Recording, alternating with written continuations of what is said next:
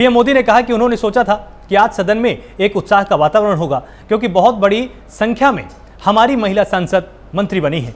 आज मुझे खुशी होती कि बहुत बड़ी संख्या में हमारे दलित भाई मंत्री बने हैं। खुशी होती आज हमारे आदिवासी शेड्यूल ट्राइब्स के सारे साथी बहुत बड़ी संख्या में मंत्री बने हैं, सबको खुशी होती है। इसी पर जब विपक्ष ने हंगामा किया तो प्रधानमंत्री मोदी ने भी निशाना साध दिया। उन्होंने साफ तौर पर यह कहा कि किसी को यह रास नहीं आ रहा है कि इतनी संख्या में यहां पर लोग आ रहे हैं। और इस पर अधिक बातचीत के लिए हमारे साथ तमाम मेहमान यहां पर जुड़े हुए होंगे, आपको उनसे भी हम यहां पर रूबरू कराएंगे। आपको बता दें कि मंत्रिमंडल पर पीएम के बयान का मतलब क्या है यह भी हम आपको समझाएंगे। और पिछड़ों को मंत्री बनाया गया यह विपक्ष को रास नहीं आया है। यूपी में इस बार भी जाति का कार्ड चलेगा और ब्राह्मणों पर मायावती का दांव यहां पर देखने को मिला है। यहां पर जिस तरह से मायावती ने कहा है कि बहुत ही ज्यादा ब्राह्मणों को सताया गया है, खिचड़ी की बातें होती थी, लेकिन यहां पर ब्राह्मणों का भला नहीं हुआ है। हमारे साथ मेहमान जुड़े हुए हैं, आपको उनसे मैं रूबरू करा देता हूं। हमारे साथ दलित चिंतक हैं और वरिष्ठ पत्रकार भी हमारे साथ यहां पर जुड़े हुए हैं। रविकांत चंदन दलित चिंतक के रूप में हमारे साथ हैं और साथ ही विजय उपाध्याय यहां पर वरिष्ठ पत्रकार के तौर पर हैं। तो विजय जी, सबसे पहले आपके पास आते हैं। प्रधानमंत्री मोदी के बयान के मायने क्या है? क्योंकि जिस तरह से उत्तर प्रदेश का चुनाव आ रहा है 2022 में, हर कोई जानता है कि अगर ब्राह्मणों और दलितों को एक साथ लिया तो निश्चित रूप से पार्टी का भला हो जाएगा। बीजेपी को लगता है कि ब्राह्मण वोट बैंक, सवर्ण वोट बैंक उसके साथ है तो दलितों को साधने की जरूरत है। मायावती को यह लगता है कि दलित वोट बैंक उसके साथ है, ब्राह्मणों को साधने की जरूरत है। इस बयान के सियासी मायने क्या हो सकते हैं?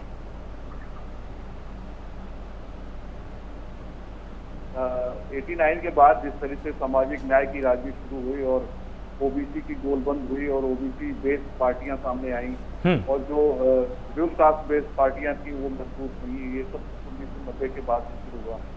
और भारतीय जनता पार्टी जो एक दौर में अपर कास्ट की पार्टी थी, आप देखिए जब कल्याण सिंह जब तक बीजेपी के साथ रहते हैं वो मजबूत रहती। कल्याण सिंह जब 99-2000 में बीजेपी से अलग होते हैं, 2002 में बीजेपी का सूत्रा साफ हो जाता है। 2004-2007 में हालांकि कल्याण सिंह वापस आ गए थे, लेकिन वो परफॉर्मेंस नहीं होता है क्योंकि उनको महत्व नहीं मिला। अब हालात ऐसे हैं कि दलितों को अपर कास्ट का वोट चाहिए, जो दलित बेस्ड पार्टियां हैं, और जो ओबीसी बेस्ड पार्टी है उनको मुसलमान या अपर कास्ट का वोट चाहिए, और जो अपर कास्ट बेस्ड पार्टी है उनको ओबीसी और शेड्यूल कास्ट का वोट चाहिए, क्योंकि विनिंग कॉम्बिनेशन ऐसे ही बनता है। प्रधानमंत्री जी ने जिस तरह से जाति के आधार पर लोगों का परिचय कराया, मैं इसे सामाजिक न्याय के दायरे में देखता हूँ, इसलिए कि जातियां हमारे कानून में घुल मिल गई हैं, संविधान में मिल गई है, जिससे शेड्यूल कास्ट जो लिस्ट है वो शेड्यूल्ड लिस्ट है वो संविधान से जुड़ी हुई है। तो जब शेड्यूल कास्ट है यानी शेड्यूल्ड लिस्ट में जो कास्ट है वो शेड्यूल कास्ट है, ऐसे ही जब मंडल लागू हो गया तो ओबीसी की सारी जातियां, जिसमें हिंदू ओबीसी और मुस्लिम ओबीसी दोनों शामिल हैं, वो भी शामिल हो गए और उनका भी एक महत्व बन गया अपने आप। तो अब जब आप संविधान में जाति को शामिल कर लेते हैं तो भले इस संविधान में लिखा हो कि किसी के साथ भेदभाव नहीं, असमानता नहीं, या हम जाति धर्म के आधार पर किसी के साथ भेदभाव नहीं करेंगे, तो वो अपनी जगह है, लेकिन पहचान तो कराएंगे ना।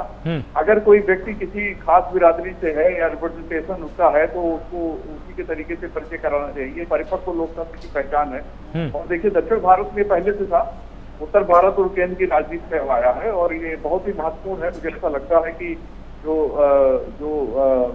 संघ का हिंदुत्व एजेंडा मान लीजिए, जिसको बीजेपी का एक लक्ष्य माना जाता है, उसमें अगर जातियों के रिप्रेजेंटेशन के आधार पर लोगों को इंट्रोड्यूस कराया जाता है तो कोई बहुत अनोखी बात नहीं। नहीं तो इसके क्या जानबूझकर सियासी लाभ लेने के यहाँ पर कोशिश की जा रही है? क्या प्रधानमंत्री के बयान के अंदर कुछ छिपा हुआ है या उन्होंने अपनी एक सामान्य बात रखी और इसी बहाने उन्होंने निशाना भी साध लिया और जो मन की बात थी वो भी निकलकर सामने आ गई? देखिए मन की बात नहीं है, वो सोची समझी रणनीति का हिस्सा है। और प्रधानमंत्री ने ये जताने की कोशिश की कि हमने ऐसी जातियों को मंत्रिमंडल में शामिल किया है और कौन सी जाति के कौन लोग हैं वो समाज को भी बताना चाहते हैं। ये एक राजनीतिक दूरदर्शिता का परिचायक है। देखिए तमाम ओबीसी जो बेस्ड पार्टी हैं वो अपने को खम ठोक के कहते हैं कि हाँ हम ओबीसी हैं और हम इस जाति के साथ राजनीति करते हैं। और इसको अगर बहुत पीछे चले जाएं तो लोहिया का जो नारा था, संसोपा ने बांधी गांठ पिछड़े पाए 100 में 60, तो वहां भी जाति की बात होती है। तो सामाजिक जो समाजवाद है उसमें जाति थी, और जो जनसंघ का यानी जो संघ की जो विचारधारा है उसमें जाति नहीं हुआ करती थी। लेकिन अब बदले दौर में और जो फ्यूचर की पॉलिटिक्स है भारत की, वो इसी तरफ जा रही है कि जो पिछड़ी वर्ग की जातियां हैं जिनमें अभी राजनीतिक महत्वाकांक्षा अंगड़ाई ले रही है, हाँ। तो उस वर्ग के मनोविज्ञान को संतुष्ट करना सबसे बड़ा जरूरत है। ठीक है, तो यहाँ पर हमारे साथ दलित चिंतक के रूप में रविकांत जी भी जुड़े हुए हैं। रविकांत जी, आप इस पूरे बयान को कैसे देखते हैं? क्या ये यहाँ पर काउंटर किया गया है? जिस तरह से मायावती की कोशिश ये है कि देखिए दलित वोट बैंक उनके पास है, अच्छी खासी रणनीति उनके पास है, वो जानती हैं कि दलित वोट बैंक उनसे कहीं भी नहीं जा रहा है, और मायावती जी बहुत ही शांत होकर, गंभीर होकर उत्तर प्रदेश की राजनीति को समझती भी हैं और अपने दांव कई बार वो दिखाती भी नहीं है। जिस तरह से ब्राह्मणों की सियासी वोट बैंक को उन्होंने अचानक उस पर निशाना साधा, हर कोई जानता है 13% का वोट बैंक है, अगर ब्राह्मणों को साथ लिया, दलितों को एक साथ जोड़ दिया तो निश्चित रूप से सरकार बनेगी। क्या इसी एक तरह से पैमाने पर देखा जाए इसको कि प्रधानमंत्री मोदी भी अभी चाहते हैं कि ब्राह्मण अपने साथ है ही, दलितों को और साथ लें? देखिए, उत्तर प्रदेश के आगामी जो चुनाव हैं और साथ ही साथ 5 राज्यों के चुनाव हैं, उत्तर प्रदेश के चुनाव बहुत महत्वपूर्ण हैं 2024 के लिए भी। और कोरोना की आपदा में जो अव्यवस्था हुई है, जो कुव्यवस्था हुई है, जिसमें हजारों लाशें देखी गई हैं गंगा और यमुना के तटों पर, जिसमें ऑक्सीजन के लिए लोग प्रताड़ित हुए हैं, कहीं कोई अस्पताल ठीक से काम नहीं कर रहे थे, तो ये जो अव्यवस्था थी कोरोना काल की, और उसके बाद इकोनॉमी जिस तरीके से गिरी है, बेरोजगारी चरम पर है इस समय। हम लोग जानते हैं महंगाई कहाँ पहुंच गई है, पेट्रोल का दाम क्या है, डीजल का दाम क्या है, रसोई गैस का दाम क्या है, सब्जी और फलों का दाम क्या है। तो जो आम आदमी है, जो मध्य वर्ग है, वो बहुत बुरी तरीके से महंगाई के कारण जूझ रहा है। और जो गरीब है उसको क्या मिल रहा है? सिर्फ 5 किलो अनाज। सच्चाई ये है कि पिछले महीने जो डाटा आया है उसमें कई करोड़ लोग गरीबी रेखा के नीचे चले गए। हम लोग जानते हैं जब यूपीए 2 की सरकार थी, उस समय के जो आंकड़े आए थे, 20 से 25 करोड़ के बीच में लोग गरीबी रेखा के ऊपर आए थे। हाँ। आज की स्थिति यह है कि गरीबी रेखा के नीचे लोग चले गए, वो भुखमरी के कगार पर पहुंच गए। ऐसे दौर में उत्तर प्रदेश में चुनाव जीतना भाजपा के लिए बहुत मुश्किल था। और उनके आंतरिक सर्वों में भी जो हमने अखबारों में देखा है कि 100 से नीचे उनको सीटें उनके आंतरिक सर्वे में मिल रही। ये स्थिति उत्तर प्रदेश में थी। यही वजह है कि कैबिनेट का जब विस्तार हुआ तो 7 में से 6 ओबीसी और एससी के मंत्रियों को शामिल किया गया। और उसी कड़ी में आज प्रधानमंत्री मोदी ने वो ऐलान किया, क्योंकि उनको मालूम है कि उनके पास सिर्फ 2 एजेंडे हैं उत्तर प्रदेश में। एक हिंदुत्व का एजेंडा है, दूसरा सो कॉल्ड सामाजिक न्याय का है। इसको मैं सामाजिक न्याय नहीं मानता। ये दरअसल वो मुखौटे हैं जिनको दिखा करके और दलितों और पिछड़ों को बेवकूफ बनाया जाता है। हाँ। और मैं ये बात इसलिए दावे के साथ कह रहा हूं कि अभी नीट के एग्जाम में हम सबने देखा कि जिस तरीके से 3 साल से मेडिकल की परीक्षाओं में ओबीसी के आरक्षण को खत्म कर दिया गया, इसी उत्तर प्रदेश में 69,000 शिक्षकों की भर्ती में ओबीसी का जो 5,000 का आरक्षण होता था उसको खत्म कर दिया गया। हम लोगों ने मतलब सामने से देखा, लेटरल एंट्री के माध्यम से मोदी सरकार ने मुख्य सचिव और सचिव जैसे पदों पर केवल सवर्णों को बिठा दिया और दलितों के जो नौकरियां थी वो खत्म कर दी गई। रेलवे जैसा सेक्टर वो प्राइवेटाइजेशन उसमें शुरू कर दिया गया। तो जहां बड़े पैमाने पर लोगों को नौकरियां मिलती थी, जहां आरक्षण का पालन होता था, उन सबको ध्वस्त करके कुछ मुखौटों को सामने ला करके और दलितों के मनोविज्ञान को जो अभी कहा गया या पिछड़ों के मनोविज्ञान को संतुष्ट करने की कोशिश की जा रही, ये उसी कड़ी में किया गया था। जबकि मैं समझता हूं कि पार्लियामेंट वो जगह है कि जहां 2 महीने, 4 महीने, 6 महीने के बाद जब संसद बैठती है तो उस समय विभिन्न मुद्दों पर बातचीत होती है और विपक्ष लगातार सवाल उठाता है। तो प्रधानमंत्री मोदी जब ये विक्टिम कार्ड खेल रहे हैं, जो सो कॉल्ड सामाजिक न्याय की अपनी राजनीति को सामने ला रहे हैं, उस समय विपक्ष के सवाल क्या है? पार्लियामेंट में विपक्ष के सवालों के जवाब देने होते हैं और आप उस समय ये कह रहे हैं कि साहब हमने इतनी महिलाओं को, इतने पिछड़ों को, इतने दलितों को मंत्री बनाया है कि ये साहब आज हम उनको लॉन्च कर रहे हैं, उनको देख लीजिए, उनकी शक्ल देख लीजिए, क्योंकि उनकी शक्ल ही दिखाई जानी है। उनके मुंह बंद है। नीट पर या ओबीसी आरक्षण पर, दलितों के आरक्षण पर इनमें से किसी भी सांसद मंत्री की हिम्मत नहीं है जो कभी बोल सके।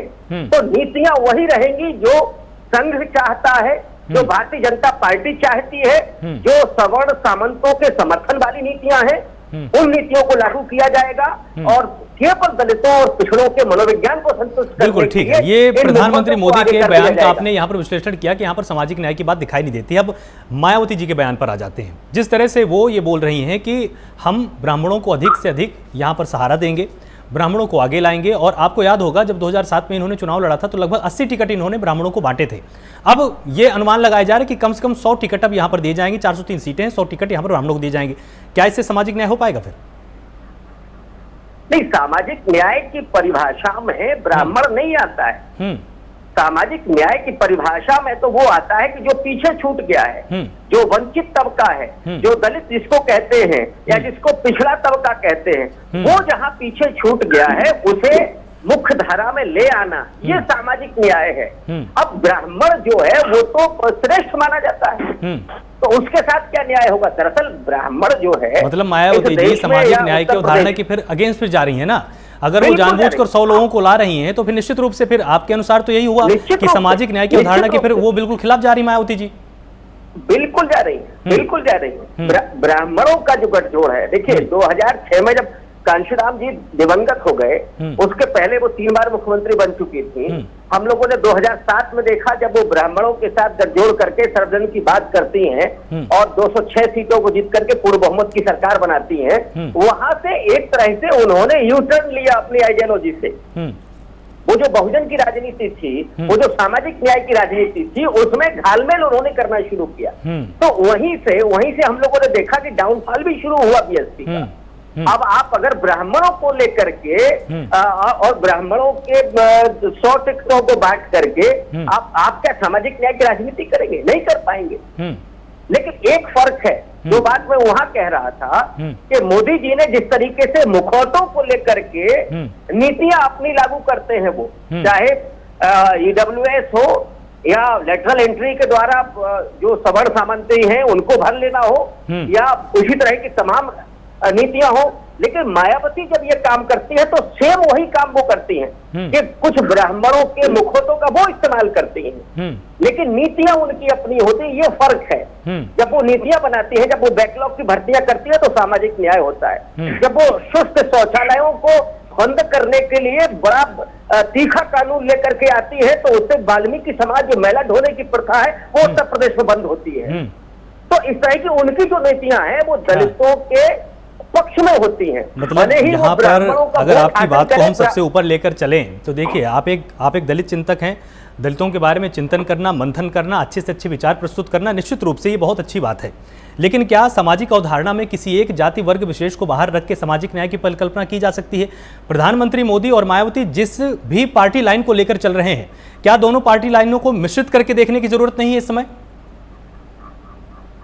नहीं, वो देखिए, बीजेपी की अपनी आइडियोलॉजी है और मायावती की अपनी आइडियोलॉजी है। मैं समझता हूं कि अपनी आइडियोलॉजी में दोनों ईमानदार हैं, एक तरह से देखा जाए। हाँ। नीतियों में दोनों ईमानदार हैं अपनी जगह पर, लेकिन जो वोट की राजनीति जिसे हम कहते हैं ना, जिसमें दोनों ने ही सफलता पाई है अपने अपने समय पर। मायावती ने 2007 में वो सफलता पाई है जब वो ब्राह्मण समाज को अपने साथ जोड़ती हैं, उसका वोट हासिल करती हैं और उन्हें भी हिस्सेदारी देती हैं, लेकिन नीतियां उनकी अपनी होती हैं। ध्यान रखिएगा। ऐसे ही यहाँ है कि यहाँ जो बीजेपी की अपनी नीतियां हैं, आरएसएस जो चाहता है उन नीतियों पर प्रधानमंत्री मोदी चल गए, लेकिन जिन मुखौटों को वो लेकर के आ रहे हैं उन मुखौटों को केवल प्रदर्शित किया जाता है। मैं वही कह रहा हूँ कि दलित और पिछड़ों की जब आप बात कर रहे हैं, महिलाओं की जब आप बात कर रहे हैं, तो उनकी नीतियों की बात कब करेंगे? नीट में आरक्षण को आपने खत्म कर दिया ओबीसी का, उस पर क्या स्वयं जो अपने आप को पिछड़ा कहते हैं वो नरेंद्र मोदी बोलेंगे क्या? नहीं बोले, क्योंकि नीतियां तो उनको वो लागू करनी है कि जिसमें एक तबके को ही इस देश के संसाधनों पर कब्जा करवाना है। इसलिए वो नहीं बोलेंगे क्योंकि नीतियां वो है। तो इसलिए देखिए, हर पार्टी की अपनी आइडियोलॉजी है, लेकिन जहां वोट की राजनीति होती है तो वहां आप कुछ मुखौटों को दिखाते हैं और उसके हमारे साथ वरिष्ठ पत्रकार के तौर पर भी यहाँ पर जुड़े हुए हैं विजय जी। अब आपसे हम समझना चाहेंगे, क्या प्रधानमंत्री मोदी की नीतियां ऐसी हैं कि कुछ मुखौटों को आगे कर देते हैं, उसके बाद फिर अपनी रणनीति बनाते हैं और संसाधनों पर एक विशेष जाति का, विशेष धर्म का यहाँ पर कब्जा हो रहा है? क्या इनकी बात से आप बिल्कुल सहमत हैं? देखिए, रविकांत जी कुछ मामलों को लेकर बहुत बायस्ड है, इसलिए मैं उनके उस पर टिप्पणी नहीं करूंगा। लेकिन मैं ये बात जरूर कहूंगा कि थोड़ी सी तथ्यात्मक जानकारी बहुत जरूरी होती है। ओबीसी आरक्षण खत्म नहीं है नीट में। एक सुप्रीम कोर्ट में केस चल रहा है, सलोनी कुमारी वर्सेस DGHS। इसमें सुप्रीम कोर्ट का फैसला अभी आया नहीं है। केंद्र सरकार इस वजह से उसको लागू नहीं कर पाई, वो पेंडिंग है। इसमें ओबीसी आरक्षण का मामला, और ये आरोप लगाना बिल्कुल गलत है कि जो ब्राह्मणों को लेके या किसी जाति विशेष को लेके कि भाई वोट ले लीजिए, ठीक है, और नीतियां अपनी लागू करिए। नीतियां सभी पार्टी की एक है, सत्ता में आना। सत्ता में आने के बाद वो क्या काम करते हैं ये किसी से छिपा नहीं है। हम लोगों ने तमाम सरकारें देखी हैं पिछले 30 सालों में। बिल्कुल। और जब कोई बीमार होता है तो ये नहीं देखता कि हम किस तरह के डॉक्टर के पास जाते हैं, योग्य डॉक्टर के पास जाना चाहते हैं। तो बहुत सी चीजें ऐसी हैं जहां बदलाव की जरूरत है सोच में। गरीबी हर तबके में है, ऐसा नहीं किसी एक ही तबके में गरीबी है, लेकिन व्यवस्थाएं जो बनी हुई है, जो परंपराएं बनी हुई है, उस पर बोलने का पूरा हक सबको है। जहां तक बात राजनीति की है, मेरा ऐसा मानना है कि सामाजिक न्याय में अति पिछड़े और अति दलितों को महत्व मिलना, उनकी जो महत्वाकांक्षा है राजनीति में हिस्सेदारी का, उसको सम्मान करना चाहिए। जिसकी संख्या भारी हो, सिर्फ वही, उसी का रिप्रेजेंटेशन बेहतर हो, वही लोकतंत्र पे राज करे, ऐसा उचित नहीं है। और इसी वजह से कि जिनकी संख्या ज्यादा है वो राज करते रहे, या जो बहुत चतुर है वो राज करते रहे, तो वो दौर तो खत्म हो गया 90 में। जो चतुर थे, जो समाज के अगुआ थे, वो तो उनका तो खत्म हो गया। ओबीसी बिरादरी के लोग आए और ढेर सारे मुख्यमंत्री बने अलग अलग राज्यों में। फिर उसके बाद जो नीचे के रह गए लोग, जो अति पिछड़े लोग हैं, उनको लगा कि साहब हमारा क्या होगा, हमें भी तो अपना हक चाहिए। क्योंकि जब कोई मुख्यमंत्री हुआ, कम से कम उत्तर प्रदेश के ऐसा एक्सपेरिमेंट है कि वो उसके ऊपर ये जरूर आरोप लगा कि उसने अपनी बिरादरी को ज्यादा लाभ पहुंचाया और अपने विधानसभा क्षेत्र या अपने गृह जनपद को ज्यादा लाभ पहुंचाया। ये परंपरा टूटनी चाहिए ना। आप मुख्यमंत्री बनते हैं तो सभी बिरादरी के लिए बनते हैं। अगर बहन जी सिर्फ एक ही बिरादरी को महत्व देंगी तो जाहिर है बाकी दलित, तो अब दलितों की नेता तो है नहीं मायावती जी, बिल्कुल, केवल एक बिरादरी की नेता, उसमें भी सेम लग गई है। तो जो मुख्य बात है, जो जिसकी वजह से बसपा का ह्रास हो रहा है, उस पर तो रविकांत जी कोई बात नहीं करेंगे। लेकिन जो ह्रास होने का मुख्य कारण है वो है पार्टी फंड, और उस पर मैं ज्यादा चर्चा नहीं करना चाहता, क्योंकि आज डिबेट आप कर रहे हैं जो पार्लियामेंट में प्रधानमंत्री ने जाति स्तर से कराया। मैं यही कह रहा हूं कि अति पिछड़े, अति दलित इस तबके का, जैसे कोरी समुदाय है, पासी समुदाय है, वाल्मीकि समुदाय है, इनकी आबादी दलितों में कम है। तो क्या इन्हें ये मुख्यमंत्री नहीं बन सकते? तो क्या मंत्री भी नहीं बन सकते? बिल्कुल बन सकते हैं। उनको महत्व मिलना चाहिए। अति पिछड़ों में अगर कुम्हार बिरादरी की आबादी कम है, कुशवाहा और मौर्य की थोड़ी उससे ज्यादा है, सबसे ज्यादा यादव की है, उसके बाद कुर्मी की है, तो क्या जिनकी आबादी कम है उनके इंस्पिरेशन नहीं है? उनके भी हैं। और लोकतंत्र तो यही है ना कि सबको साथ लेके चलिए, सबको समाहित करिए, जो समावेशी विकास है वो हो। और इसी पे सारी बात का दारोमदार है। जब मुलायम सिंह कल्याण सिंह जी से हाथ मिलाते हैं तो ये माना जाता है कि एक लार्जर ओबीसी अलायंस हो रहा है। तो इस तरह की जो फंडामेंटल्स हैं उससे बात आगे निकली। आज 21वीं सदी के 20 साल हम पूरे कर चुके हैं और यहाँ पे एक नए तरीके की राजनीति का दौर शुरू हो रहा है, जो 14 से शुरू हुआ, जिसमें अति पिछड़े, अति दलितों ने अपनी राजनीतिक पहचान को भाजपा के साथ जोड़ दिया। बिल्कुल। और इसीलिए आप देखिए वोट बैंक, चाहे समाजवादी पार्टी का हो, चाहे बसपा का वोट बैंक हो, बहुत तेजी से नीचे गिर गया है। आप 17 का रिजल्ट देख लीजिए, आप 2019 का रिजल्ट देख लीजिए, तो इस बात को समझना होगा कि क्यों प्रधानमंत्री ने परिचय कराए, सिर्फ इसीलिए कि अति पिछड़े, अति दलितों को महत्व देना। ठीक है रविकांत जी, जिस तरह से इन्होंने एक बहुत ही जरूरी बात बोली कि जब तक साथ में काम नहीं करेंगे, जब तक आगे बढ़कर एक दूसरे के सम्मान को हम तवज्जो नहीं देंगे, तब तक जो लोकतंत्र की मूल भावना है कि सभी बराबर हो जाएं, समानता का अधिकार आए, सामाजिक समरसता फैले, उस तरह से काम नहीं हो पाएगा। प्रधानमंत्री मोदी की बात को देखें तो वो भी व्यापक संदर्भ में देखने की जरूरत है। मायावती जो चाहती हैं कि दलितों को ब्राह्मणों के साथ जोड़ दिया जाएगा, तो निश्चित रूप से जब एक मंत्री दलित किसी ब्राह्मण मंत्री के साथ काम करेगा, विभाग में एक दूसरे के साथ मिले जुलेंगे, तो निश्चित रूप से समाज में भी तो संदेश जाएगा ना कि सामाजिक समरसता है। इससे पार्टी कोई भी जीते, लेकिन इसमें अंत में जीत तो लोकतंत्र की होगी। निश्चित तौर पर, और ये देखिए लोकतंत्र के बनने की एक प्रक्रिया है और ये बड़ा चैलेंज था, आज ही नहीं। मैं 26 नवंबर 1949 को जब संविधान पारित हुआ उसके ठीक एक दिन पहले माने 25 नवंबर को बाबा साहब के उस भाषण को अगर हम लोग याद करें तो उन्होंने यही बात कही थी कि हम लोग राजनीतिक रूप से तो एक होने जा रहे हैं, हाँ। जहां सबको वोटिंग राइट है, एक व्यक्ति एक वोट का अधिकार मिल रहा है, लेकिन इस देश में सामाजिक और आर्थिक असमानता एक बड़ी चुनौती है। और जब तक ये पूरी नहीं होती है या इसमें कोई अड़चन आती है तो वो लोकतंत्र के लिए घातक होगी।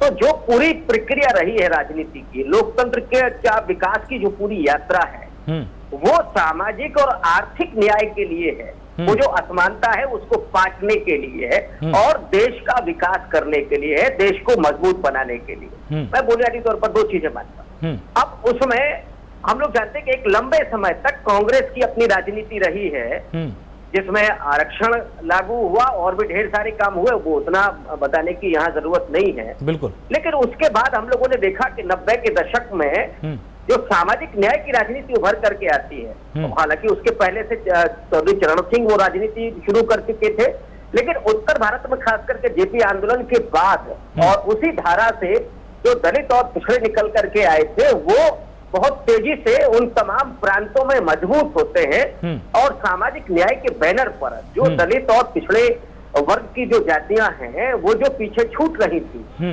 और जिनकी हिस्सेदारी नहीं मिल रही थी नौकरियों में या राजनीति में, वो निकल करके उनके नेता आते हैं। लेकिन मैं विजय उपाध्याय जी से 2-3 बातों से बहुत सहमत भी हूँ कि जो इन नेताओं ने जो किया, इनके भीतर के जो अपने अंतर्विरोध हैं, उन्होंने हालांकि सिर्फ मायावती की बात की, लेकिन उसमें मुलायम सिंह भी है, मायावती भी, बिल्कुल, कि वो अब एक जाति पर केंद्रित होते हैं। हाँ।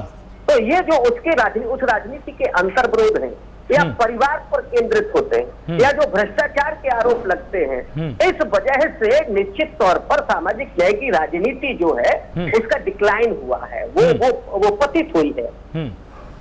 और उन्होंने ये भी कहा कि मायावती एक जाति की नेता हो गई है, मैं बिल्कुल सहमत हूँ। लेकिन जब आप ये कहते हैं कि भारतीय जनता पार्टी आकर के सामाजिक न्याय की राजनीति करती है तो उस पर बड़े सवाल उठेंगे, क्योंकि भारतीय जनता पार्टी की राजनीति सामाजिक न्याय की राजनीति नहीं है। उनके यहाँ तो ये शब्द ही नहीं चलता है, उनके यहाँ तो सामाजिक समरसता चलती है। और समरसता का मतलब है कि वो रविकांत जी छोटी टिप्पणी कीजिएगा, छोटी टिप्पणी विजय जी, क्योंकि समय नहीं है। छोटी टिप्पणी विजय। रविकांत जी कई तथ्यों को गलत रख रहे हैं। एक तो सामाजिक न्याय की राजनीति अम्बेडकर ने शुरू की, अम्बेडकर के बाद अगर किसी ने उसको आगे बढ़ाया तो डॉक्टर राम मनोहर लोहिया ने शुरू की, चौधरी चरण सिंह बहुत बाद में आते हैं।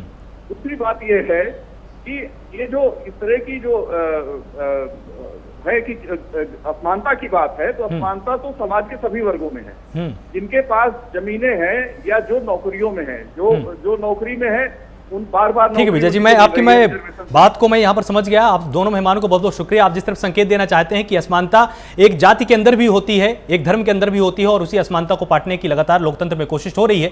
यहाँ पर प्रधानमंत्री मोदी के बयान के मायने क्या निकल सकते हैं, यहाँ पर मंथन करने की हमने कोशिश की, लेकिन दलित चिंतक ने यह बिल्कुल साफ तौर पर यह बात रखी अपनी सामने कि प्रधानमंत्री मोदी मुखौटों को आगे रखकर राजनीति करते हैं, जिसका नुकसान आगे चलकर बीजेपी को होने वाला है। लेकिन बात मायावती जी की भी हुई, यह प्रश्न भी जब इनसे पूछा गया तो यह बात भी स्वीकार इन्होंने की कि मायावती की राजनीति भी कुछ इसी से मेल खाती है कि मुखौटों को सामने रखकर लगातार लोकतंत्र में राजनीति होती है। और 2022 में इसके क्या सियासी मायने निकलेंगे, क्या ब्राह्मण वोट बैंक को और दलित वोट बैंक को कोई एक पार्टी एक साथ एक बैनर तले लाने में कामयाब होगी, यही सबसे बड़ा सवाल है। और इसी पर 2022 की धुरी टिकी हुई है। आप सब लगातार जुड़े रहिए प्राइम न्यूज के साथ, हम आपको उत्तर प्रदेश की सियासत का हर रंग दिखाने वाले हैं। नमस्कार।